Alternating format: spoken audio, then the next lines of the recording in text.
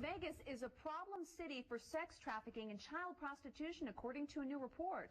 Shared Hope International identified more than 400 child prostitutes working in Las Vegas, all in a single month last year.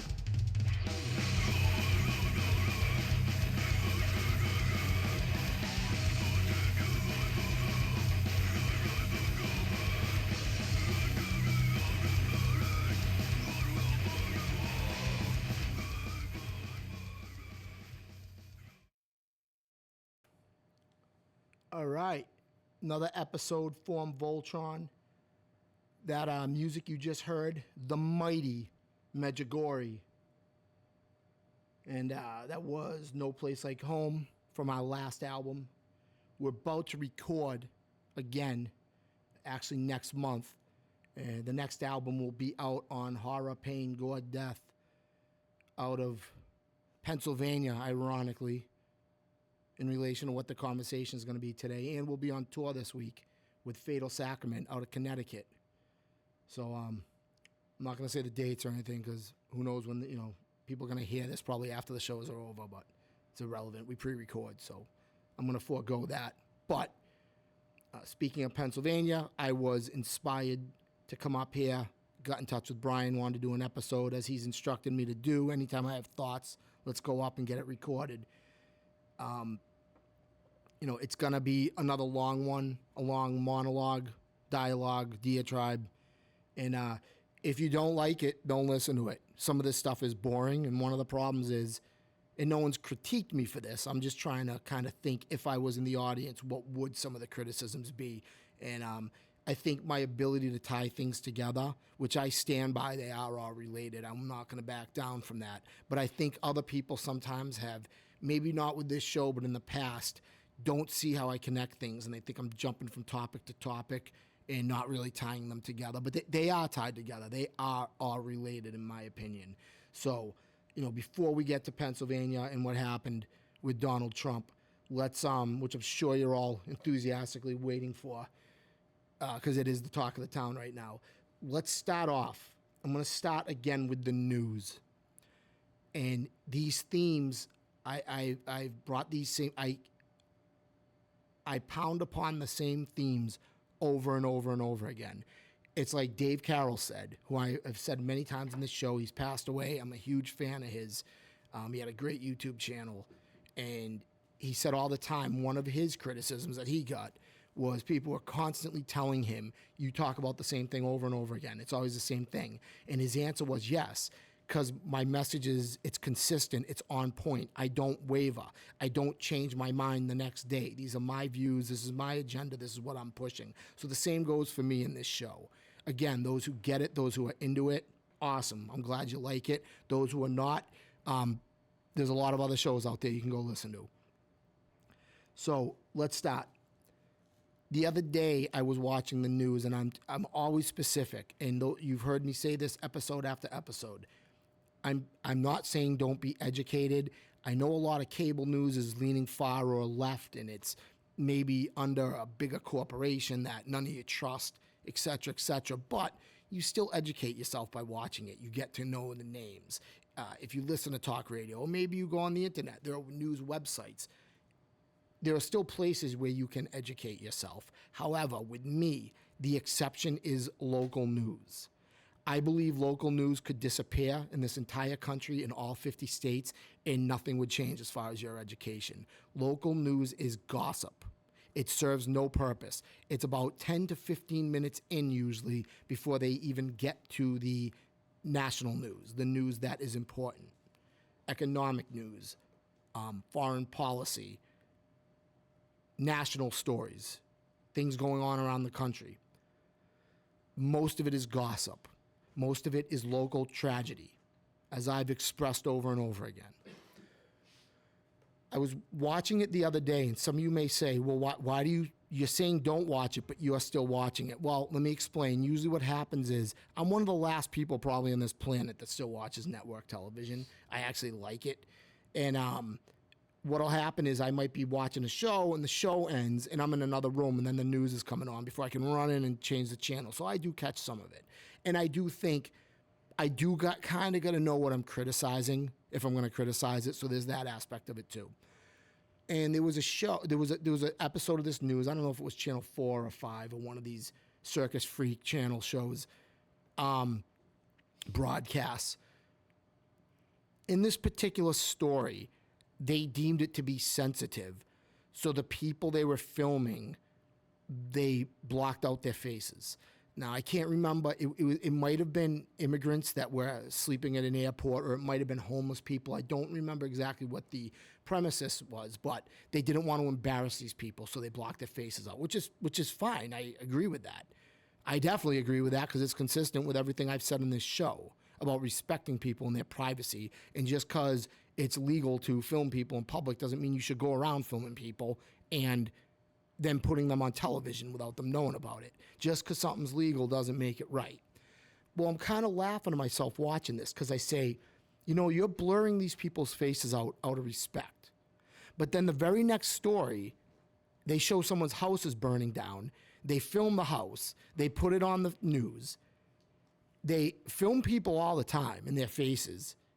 Like I've said before, in moments of great tragedy, great grief, they have no problem filming this. None at all. And then they put it on the TV. Someone's house, a tree falls on it, it's burning down, or a car drove into it. That is their house. That is where they live. That is their private dwelling. They're going through a difficult time, and there's the news filming them and then putting it on the TV.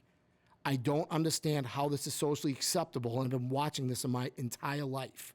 I questioned this as a toddler when I watched adults watching TV. I sat there as a toddler and said, why is it okay to film these people and then put it on the television for the entire state to watch when they're going through something? If that was me, I would not want that to happen to me. So the irony in the fact that, well, we're gonna block these people's faces out because this is a sensitive story. Every story you do is sensitive. It's all gossip. It's all capitalizing on people's tragedy. So shouldn't you be blurring their faces out all the time? Or I get a better idea. How about not even reporting all that stuff? How about reporting on actual news that pertains to me? A car accident on the highway does not pertain to me. If something bad happens to someone in your town, you will find out about it. You don't need the news's help. And then what's even more obnoxious is when people go on social media and they start reporting as if they are the reporter. They start talking like they're a reporter. Accident on the highway, 2 dead, 1 hurt, on the way. More information on the way. Right, they start typing and talking as if they're a reporter. I find that to be obnoxious.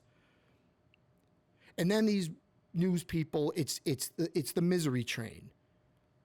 It's the misery train, which they try to offset. They are capitalizing on people's tragedy. And again, if I've said this over and over again, episode after episode, it's because I've been doing this for years and years and years, and people are still buying into all this. They're still part of the gossip. Until it stops, I'm going to keep saying it. But then they come on, the news people, and they do these charities. Every one of these stations has a charity. Oh, we did the walk for hunger. We did the walk for breast cancer. Look, we're good people. We're serving the community. No, you're not. You're capitalizing. And then here's the other thing that blows my mind. I'll see situations where somebody went through some horrific tragedy.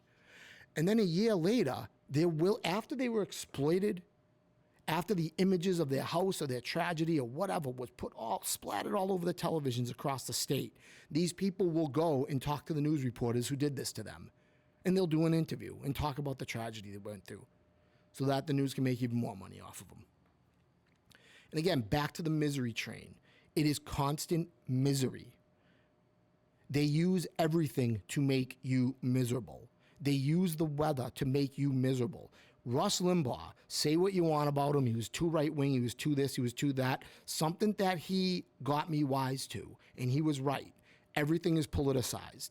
What he says about the weather, it took me like 15, he's passed away now, and I'm just getting it now. I heard him say it for at least 10 or 15 years, and I'm only getting it now. What he used to say about the weather is used it's politicized, and it's more what he used to say, doom and gloom. The media is doom and gloom. The media specializes in depressing you. And I see how they do this with the weather. Let me say this again. if you haven't already caught it on a previous installment of this show. All winter long,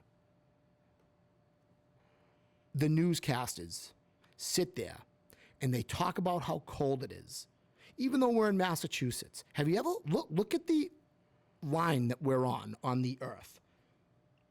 Right.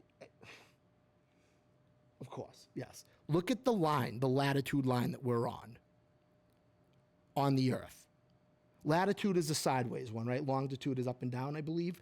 I haven't done that in a long time since school. Hey, good thing they taught me that. I finally used it 30 years later. The line that, if you follow that line, follow it around the earth.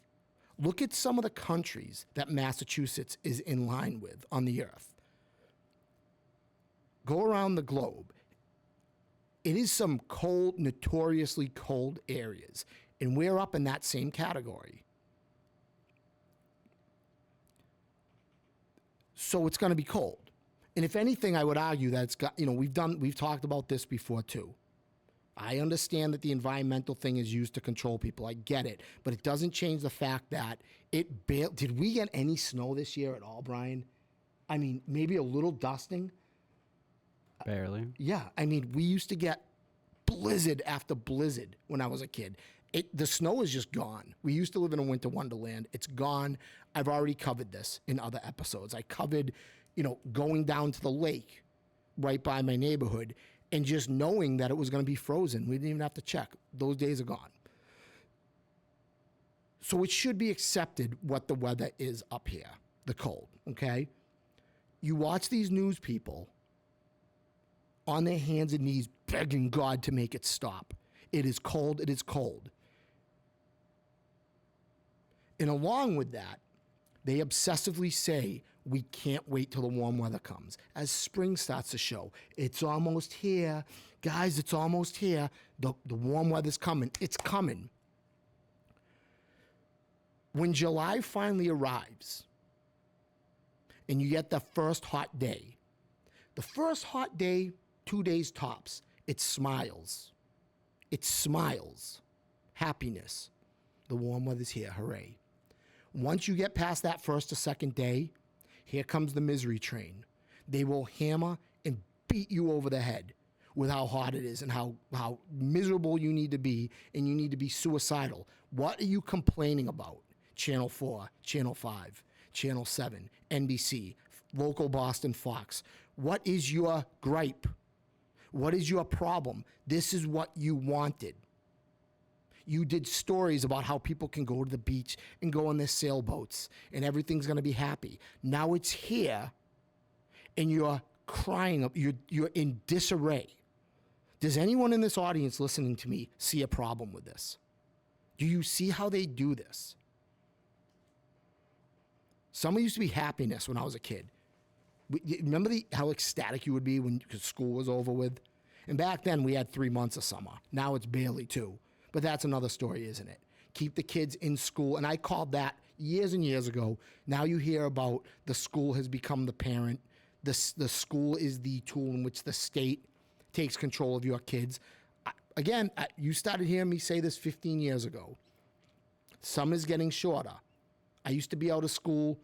Well, geez, when I went to private school, I was out in May. But public school, we were out in June. We started after Labor Day. Now it's like they're starting in August. Some of these schools, I mean, still, depending if there were a lot of snow days, we don't, are we even having snow days anymore? But yeah, there's been some years where on the edge of July, maybe even into July, they were still in school, or very late into June. Very late. Keep the kids in that school as long as you possibly can. Make the day as long. Anything to keep them from being home. Anything to keep them in the system and feeding them what you want them to hear, which I'm not, listen, it's always I told you so, and I don't want to be that person. But a lot of this, I told you so. These last couple years have given me credibility. And then they've got this fancy word, the most obnoxious phrase. Again, it has been utilized more in the last 10 years. It is something that becomes more potent with every passing year, that the further back in time you went, they didn't use it as much. It's this ridiculous phrase, humid. because it's 85. But you're going to feel like it's 93. Who are you to tell me how I'm going to feel? Some people like hot weather. Some people grew up on the equator, and this is cold. I had cousins that were from Southern California that used to visit here. It was actually before I was born. Some of my aunts and uncles told me about this. And they would be wearing coats because this hot weather here was too cold for them. I know people like that. If you're elderly, you might have, I know elderly people that are wearing long sleeves and pants in this weather. Who are you to tell me how it's going to make me feel? What if you're sitting in a pool all day? Again, I believe humid is another word. You see the increasing use of that phrase. Again, might sound a little bit like I'm digging a little, but again, I am an environmentalist, but I also understand how the environmental, despite being an environmentalist, I understand how the environment is used against us. I get it. So humid is very, very, very convenient because if you can't keep pushing that it's hot, or if it's not that hot, we can throw the humid thing out there. Yes. Well, you know what else too, Brian? I'm going to get to something else in a minute about that. You can throw out the humid phrase, and you can make it hotter. You can keep pushing that thing, that the earth is falling apart and you need to be depressed. Even though all winter long we told you how happy we were going to be when it was going to be hot. Now that it's here, we're going to find something else for you to want to hang yourself over. Today I'm watching Kelly Clarkson. I told you guys, I've been very honest about it. I watch the daytime garbage, or what you call garbage. I like these shows. Kelly Clarkson, Brian shaking his head at me, and her guest was Donnie Wahlberg. Local Donnie. Hey, Donnie. Right. And he's talking about how cold it is out where he lives in Illinois.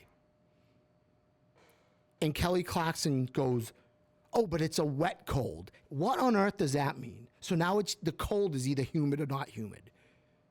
I want to pull my eyebrows out when I hear this. So there's different types of cold now. And they do that too with the cold. It's 5 degrees, but you're going to feel like it's 2 degrees out because of the wind chill factor. I go shoveling without a coat. So again, how do you know, who are you to say how I feel?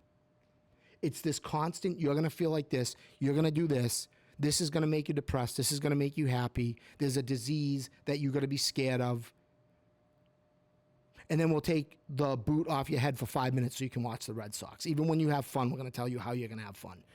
You're going to put on a Red Sox hat, and you're going to be willing to go to jail if somebody walks through this town with a Yankees hat because you're loyal to a bunch of millionaires who aren't even from the area.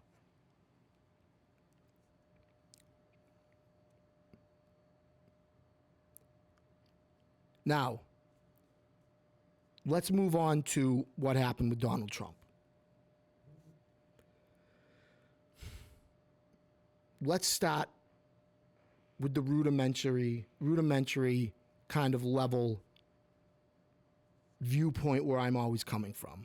And none of this should surprise anybody. Let's start off another freak gamma male.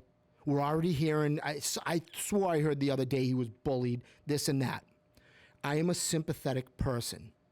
I feel horrible for kids who get made fun of at school. Going to school for some of these kids is like going through an Al-Qaeda obstacle course. It's not fun. It's terrible. Kids kill themselves over this stuff. And I think it's great. You know, I hear a lot of people saying we're too sensitive with the kids. We're turning them into weaklings. I don't completely agree with that. I do think some of it is warranted. I think it's great that we've had this awakening. I told you, there's a lot of me that I feel is very liberal, very Democrat, left-wing leaning. And that is the acceptance of people, looking out for people, making everyone feel included. I have no problem with that. I think that needs to happen. I think it's great. Yes, you can take it overboard. Yes, there are side effects from it. But in general, I don't have a problem with it. However, I'm losing my patience with these kids. Did you have something to say, Brian? I'm sorry. It looked like I'm losing my patience with these kids who go nuts, start shooting people, and then blame it on mental illness, blame it on bullying.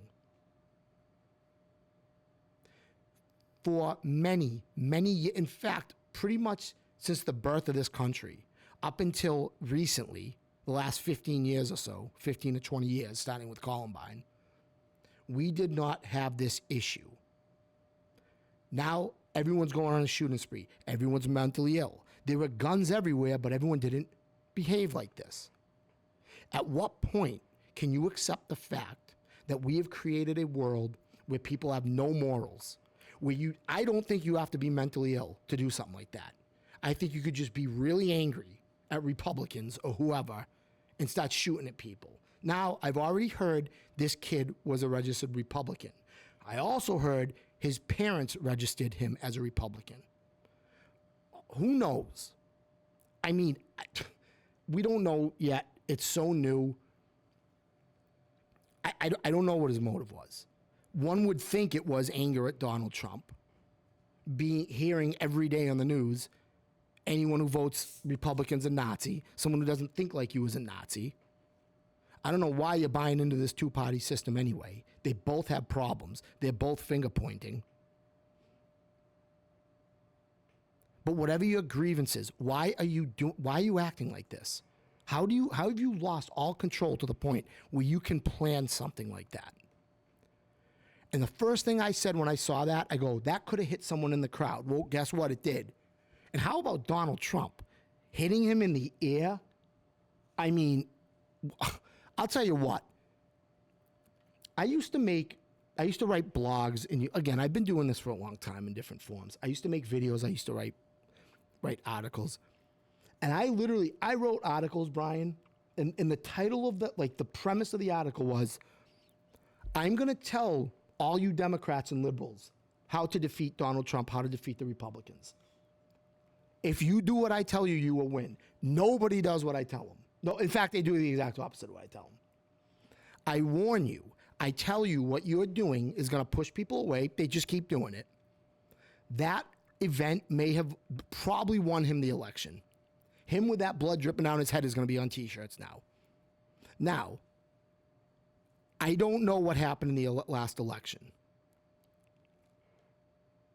Was it stolen? Some people say it was fixed. You've heard it all. I'm not implying one way or the other. What I am saying is this. If you are a Republican who believes that there was an issue, my question to you is this. You keep saying, Trump's going to win this time. Trump's going to win. There's no way Joe Biden can win. And I say to them, okay, have you fixed those machines yet? The computers that when you put Donald Trump's name in, they were spitting out Joe Biden, which I read reports about. Did you fix those yet? Because if you haven't yet, you still got a problem. Now, if there was cheating, again, I'm saying if. I also think there's a point where you can't even cheat. It just goes so over the top that even cheating ain't going to help you. Donald Trump might be moving into that area. And as I've said before, it's not necessarily that people like Donald Trump. They're just sick of it. Me and Brian were just talking about how expensive it is in this state. This is a Democrat state. Every politician on the TV is a Democrat. At what point am I allowed to look at these people and say, you are Democrats? My entire life you have been feeding me. Vote for me. Vote for the Democrat. Everyone here has voted for you. I've voted for you. We've all voted for you. We were told over and over again, it's not us. Not us, not the Kennedys. No, it's the Republicans doing this to you. Everything you're seeing, the poverty, the high prices, the high taxes, that's the Republicans. And everyone in this state has trusted you, Democrats. We have put you in office over and over again. You were running every corner of this state. So why do I see people out homeless, needing money? Why do I see people leaving because of high taxes, high expenses? Why is there crime anywhere? Why would there be any crime when you've achieved the utopia? We voted for you, Maura Healey. Maura Healey, you're the governor. It's yours in the palm of your hand, like Wu-Tang says. You run the show, Maura. So what's the problem? She came here to walk out a millionaire like all of them. Brian, I've given my list on people. Now, she grew up here, I believe. But I have given... She didn't grow up in Massachusetts? I swore she grew up here. I'm almost positive, but... I thought she was from out west. No, Midwest. no.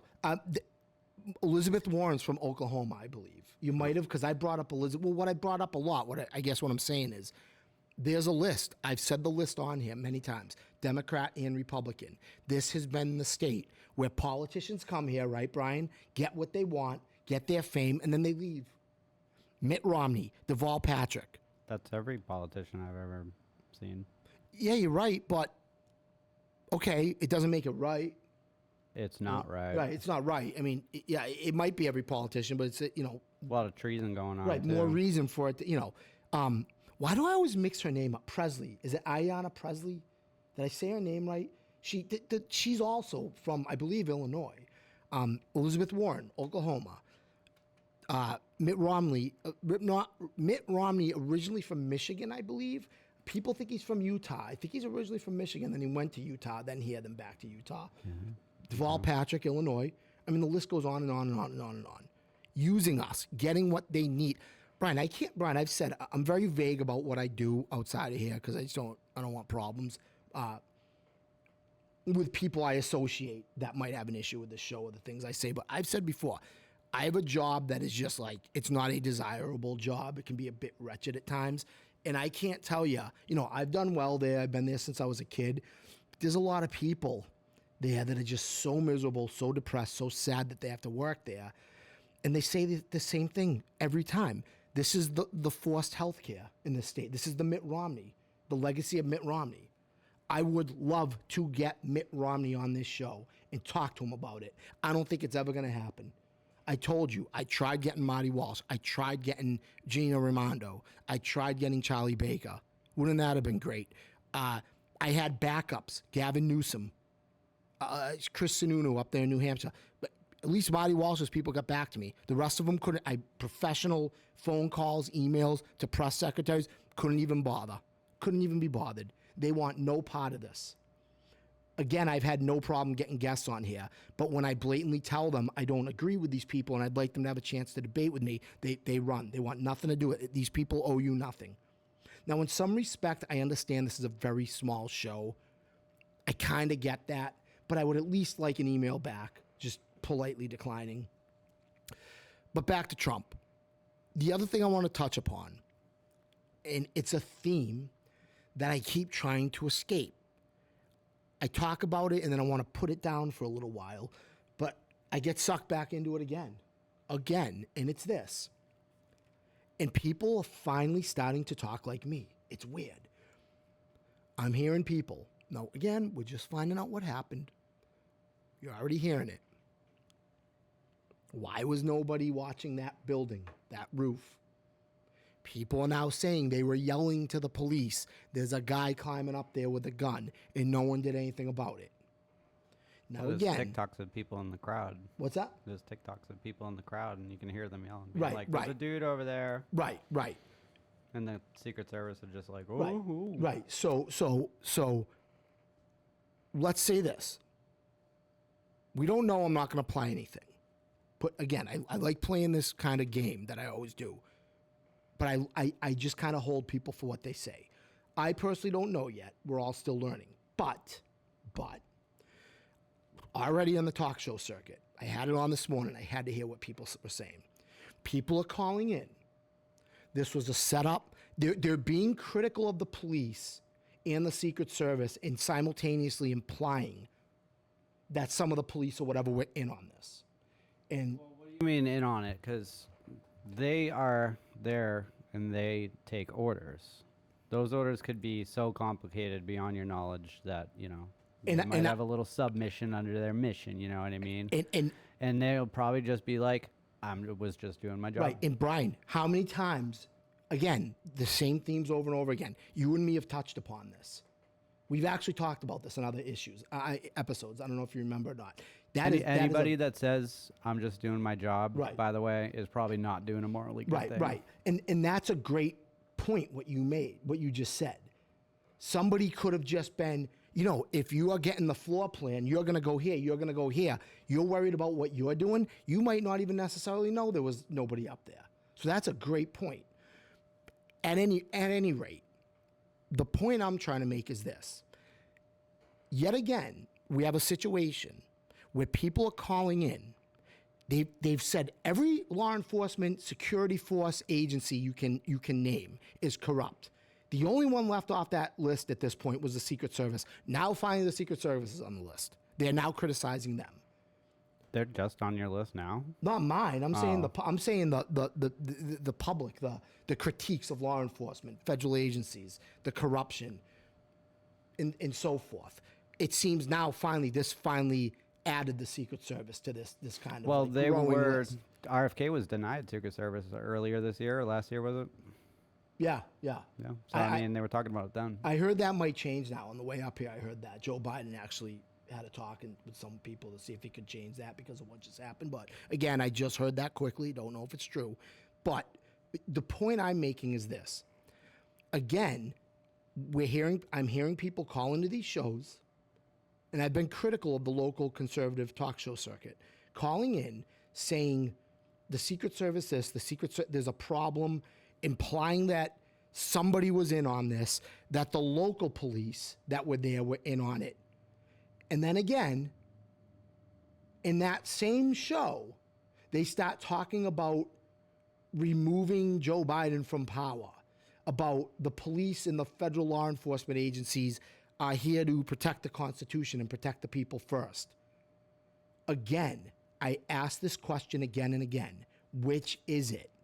You're telling me that the military is building camps to put people in dissidents. Then you're telling me that the military is going to protect the Constitution. I'm not accusing the military or the police of anything. I'm just trying to learn and figure this out. My critique is not of these security forces, the safety armed protocol, whatever you want to call them. I'm asking the public, the people that call into these shows, the people that are critical of me, do you realize you're saying two different things? Now, me personally, I don't put a lot of faith in the police I just don't. Because like Brian said, you might just be doing your job and you don't even know what's going on. It's complicated. Maybe you do know what's going on, but there's incredible financial incentive. Maybe you got in trouble and they say, oh, if you don't go along with this, we're going to expose you. We're going to go to the newspaper. I think that happened with a lot of the governors personally during the coronavirus. And it makes me feel bad sometimes for being so critical of them. That's another story. You've got a documentary called Police State. I talked about all of this every conservative I know. Have you seen Police State? Have you seen Police State? And then you turn around and say, the police are going to protect the Constitution. I hope they do. I've said I want the police to be part of this audience. I want to be friendly with them. I want them to be part of the discussion. My question is for the conservative talk show, Fox News people, all the hosts who are starting to say it now. Which is it? I'm listening to Howie Carr the other day. I mean, have you ever heard that show? They don't even pull punches. You listen to that show, it's a relentless attack on the state police. He just says they're rotten, top to bottom. They're all corrupt. They need to go. Okay, so where's that leave me? If you're driving on the highway and this belief has been dropped in your lap, what do? You have to answer to these people if they flash their lights. This is a problem. And I think people more and more are starting to realize that. When there are laws implemented or mandates that you know are not right, that you know are illegal, that you know are infringing on you, every single time in every country, in every era of civilized earth, it has been the soldiers, the security forces, the armed police, those in charge of safety protocol. Those are the ones who implement it. Like Rush Limbaugh said, everything is politicized. You hear people now saying, watch out who's on the school board. Watch out who's working in the library. I agree with that. We do these evacuations now, these shelter in place. Look at when you see the press conferences. It's everybody. I mean, there's someone from the fire department up there, the police, the fish and game, things you wouldn't even think of. We're trying to stop terrorism. Well, that brings in the water department. If they don't want to, I remember right after September 11th, I lived right near one of the water plants. They were all worried that a terrorist was going to go in there and poison the water. The water department can take the building inspector. These can be politicized. If someone in the town doesn't like you and you want to move your porch out 3 inches, they can say no. They can send the fire department in and say it's a safety hazard. I know this is tough for people to hear, but it's all part of the same system. I'm not saying these people are bad or they're you might be a guy who's just like, look, dude, I just want to be a policeman. I didn't want anything to do with this. That's awesome. That's great. But it's becoming increasingly possible, I think, to kind of live that life and like do your own thing, because at some point you're going to be asked to do something. Again, I'm no different than you. I'm just as guilty. I had to do things at my job I didn't want to do. And it upset me, and I'm not proud of it.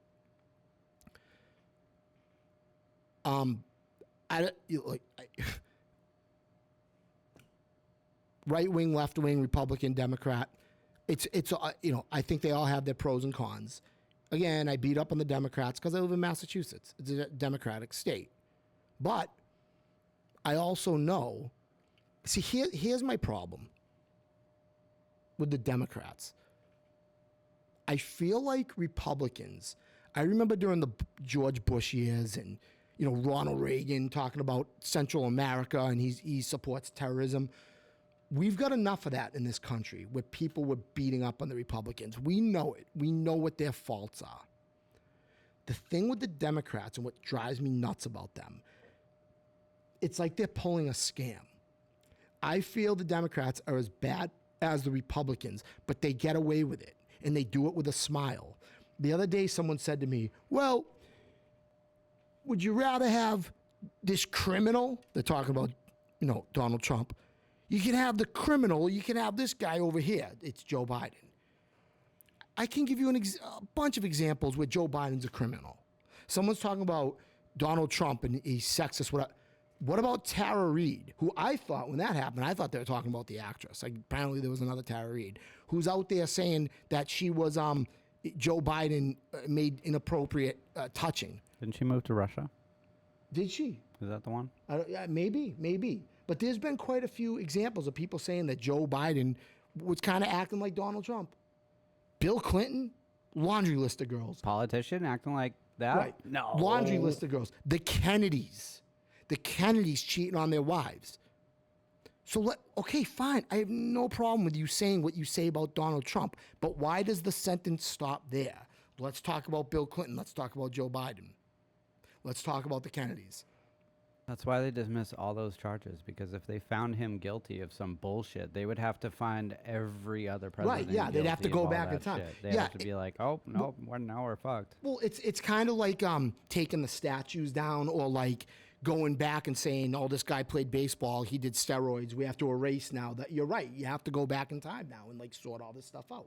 Yeah, 100% right. So that's that.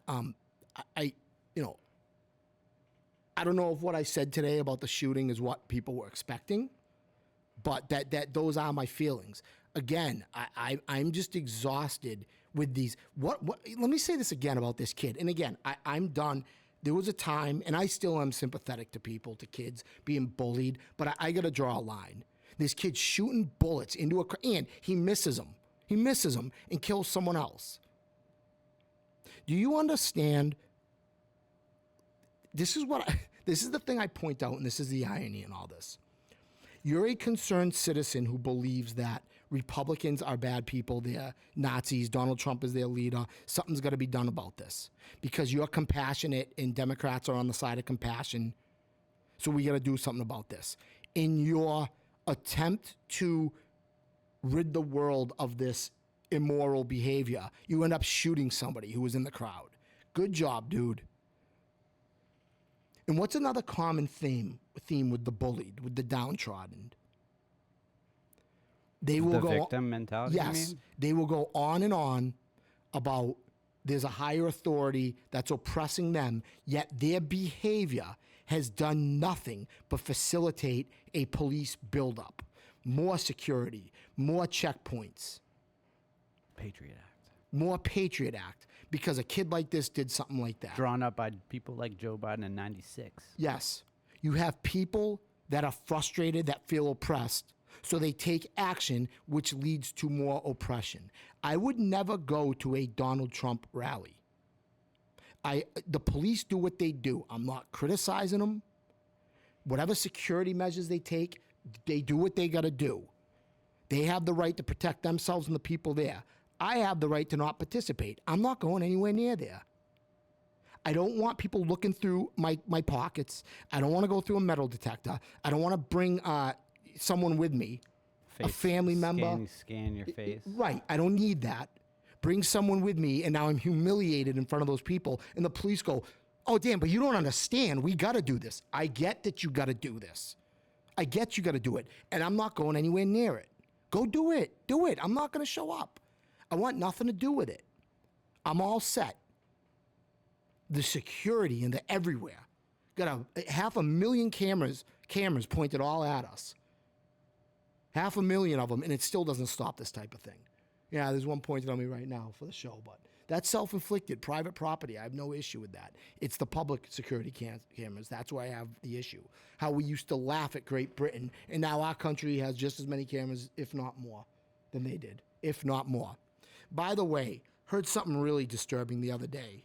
A local church around here, there was somebody outside with a mask on taking photos of people going into the church. Listen, man, I have talked on this show about, there's been a lot of close calls in my life, too many. Not necessarily me, but other people.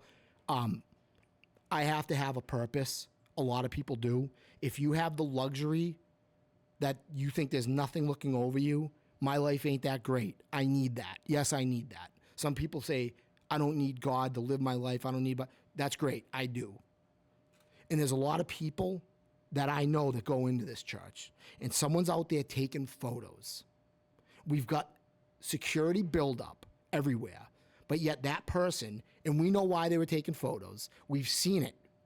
People, there have been in this very state, there have been activist groups that are angry at Republicans, angry at the church, taking pictures of people's license, taking pictures of people going into the Catholic Church, and then posting it on websites, harassing them. These people are Nazis because they go to church. Okay? Why is that allowed? Again, the reasoning is always you can have a camera in public, you can this, that, and again, I blame a lot of that on the news. They're probably the ones who fight a lot of those laws. I get you can have a camera in public, but again, within reason. When is it beyond your right to have it in public? And now you're blatantly you're an activist who's taking pictures of people's faces and then posting them on websites to harass them. When does that end? Why is that okay? This is what people are doing. If you're out taking pictures of people or their license plate or putting their addresses. What do you mean, like doxing? Like they post their addresses and be like, this person said this. Go get them. Okay, I'll give you an example. There was a group, and I don't know the name of the group, but they got a hold of a petition to keep, gay education. Talking on the mic. Oh, sorry. Can you picking me up? Do you want me to say that all over again? Yeah, go ahead. Okay, there was a group a while back, can't remember their name. They got a hold of some type of petition. It was something to the effect of people that didn't want their kids being taught about homosexuality in the school or transgender, something along that lines. And they were signing this petition. It was a church-based petition, and you had to put your address on it. It was put on a website and kind of sutured as, these are the fascists that are taking your rights. Here's their addresses. Go get them type thing. That's doxing. Okay. My bad if I didn't know that term. I've never heard that term before. Okay. So, yes, so the belief being this person apparently had some type of threatening mask on and was taking pictures. Brian, I'll say it was the church right up the street here. Okay. And someone I knew tipped me off to it. They were out there taking pictures. I guess the police were told. Again, if you're a person that does something like that, I think you're just a pawn in a board game. I really do. You're in this battle of one side pitted against the other, and you're buying into it. And the people telling you to do that, or the people you think you're serving, are not looking out for you. You are disposable. Here's my final thought. I'm hearing a lot of talk on the... Disposable unless You play along. Right. Yes. Yes. Yeah. Or maybe it can work out good for you. I'm willing to admit to that. I hear people talking about now we need unity. We need to be together. We need to set politics aside. This country has insisted on a two-party system. Every time a third alternative is tried to get on the ballot, the media laughs at them, kicks them out, doesn't take them seriously. Look at people like Donald Trump, Ron Paul, Bernie Sanders. They tried the third-party thing. It didn't work. Even they had to kind of finally eventually run for one of the two major parties. In the case of Democrat or Republican, the country has insisted on this. It's the magic number. When you only have two choices, you're automatically pitting one side against the other. And now you want political unity? How? You want I'll tell you what, Brian, I had a thought the other day, and this could scare a lot of people. You ready for this crazy thought? I would rather have one party than two. I really would. A lot of people are afraid of the one-party system. I would, because I'll tell you why.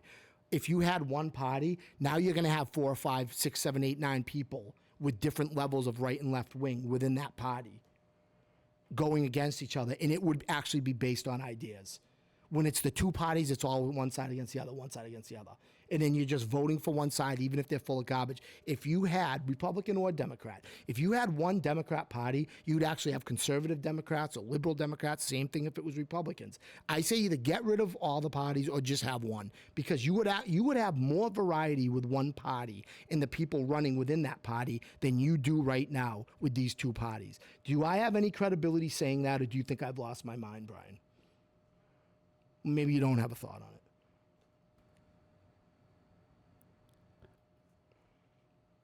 It's something to think about. Maybe we could leave it at that. The reason why parties exist is that we are negotiating the terms of how free we are. Right. Think about that. Yeah.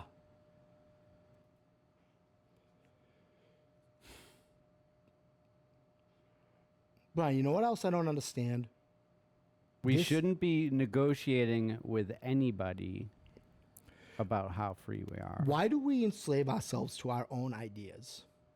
Like, in other words, the monetary system. We sit here and we say, you can go anywhere in America and people of both sides are going to go on and on about the country is corrupt, the politicians are corrupt, it's corrupt, I can't afford to live, I can't. And then when I say, well, get rid of the government, get rid of the whole system, everyone look out for themselves, they look at me like I'm crazy. And I say, wait, why is that crazy? You're talking about how poison this entity is that you have put all your faith and everything into. This separate entity outside of your existence that you have given magical powers to, and you believe you need to survive. And when I suggest getting rid of it, you look at me like I have 10 heads. But then you'll go on about how poisonous it is. If it's poisonous, get rid of it. Have no government. I'm serious about that. Have no government. Look out for each other. Maybe people subconsciously know that if it comes down, and before something good can come in, a lot of, stuff's going to happen. I believe government is needed in the absence of morality, meaning that if you have a group of people and they're living morally and they're not pulling the wool over each other's eyes and they're being respectful to each other, you won't even need a court system. Government is there to pick up the pieces of an immoral society. We know someone's going to do this, they're going to do that, so now we have to have a court building. And then I don't understand, the forefathers, they're geniuses, but they made up a system where a judge walks in a room, you have to stand up and call him your honor, despite supposedly being equal. You're equal, but you have to stand up for another human being, and then that human being can be sarcastic and condescending and make you look like a fool in the courtroom, and there's nothing you can do about it. And these are the same people who said they didn't want to bow down to royalty. You don't want to bow down to royalty, but you have to all rise for a judge. How does that make any sense? It makes none. And let me say this. There's a growing sentiment, too, and I'm starting to understand this. There's a lot of people who believe democracy isn't good. Now, that almost sounds like communist when I say that. But let me explain. Let me explain my view of it. This is the problem with democracy. Again, I think it's a backup system. For, like you said, Brian, how free are we really? It's voting on how free we really are. How free is democracy when 49% of a population can be outnumbered by 51? Right. Well, let me say, that you're talking about the electoral process? All of it. Yeah. It's just half the people get screwed over no matter what. Right. That's great. My- That's a great system. My issue with it is this. What happens, and it's happened throughout history, when the people make the wrong choice? People sometimes in democracy, the majority made the wrong choice. The majority could vote for a dictator. No, Then what do you say? Right, but that's Is it like we're not going to get into war. No more war. Hey, elect me. Right, I'm going right. to lower taxes. right. So They do that every year. I mean, Right. So what do you do when democracy is a flawed system? Again, I'm not saying have a dictatorship at all or an empire. That's not what I'm saying. What I'm saying is there any way to get back to morality, to the golden rule, and have that be the ultimate order, the ultimate law? you would have to hold everybody accountable. Yeah, but the more you get away from that, the more government you need, I guess. So more accountability is what you need. Yes. So That's the word of the day. yeah, accountability is the word of the day. So, Brian, that's all I have today. I've said everything I wanted to say about this thing that happened Saturday in Pennsylvania with Donald Trump. I don't like violence. I don't want to see anybody resorting to it. I say all the time, these NRA guys that are talking about taking on the government, dude, knock it off. It's unnecessary. And who are you going to fight when 50 of them surround your house? So just stop with that. There's a more peaceful, negotiable way to do things. I truly believe that. And, that's my stance on it. Brian, do you have anything before we wrap up on? Be good to each other. Keep your head on a swivel. Absolutely. That's all we got for today. Again, guys, thanks. We're on Spotify, YouTube, Instagram, Rumble. Pass the word around, Form Voltron. Tell everybody. Thank you.